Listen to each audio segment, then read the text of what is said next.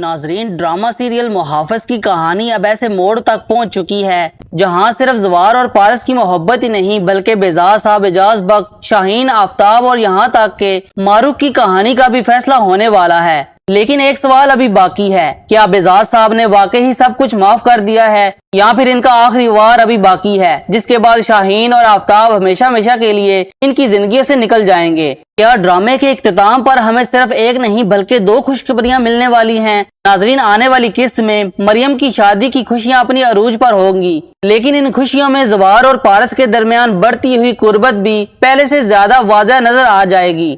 Promo میں دکھایا گیا ہے کہ زوار خاص طور پر پارس کے لیے گجرے لے کر آتا ہے۔ پارس جب وہ گجرے پہنتی ہے تو اس کے چہرے کی خوشی اور شرماتی ہوئی مسکراہٹ سب کچھ بیان کر دیتی ہے۔ یہ منظر دیکھ کر مسرت بھی مسکرانے لگ جاتی ہے۔ آخر وہ شروع سے پارس کے دل کے ہر راز کو سمجھتی آئی ہیں۔ وہ نرمی سے پارس سے پوچھتی ہے کہ ایک بات تو بتاؤ، کیا تم زوار کو پسند کرنے لگی ہو؟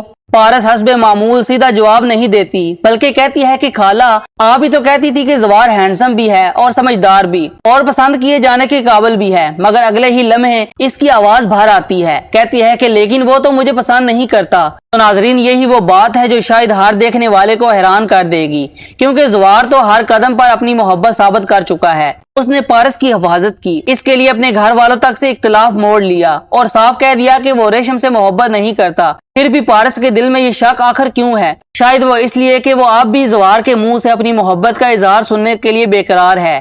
دوسری طرف ایک اور کردار جیسے شاید اس ڈرامے میں سب سے زیادہ کریڈٹ ملنا چاہیے، وہ ہے معروف۔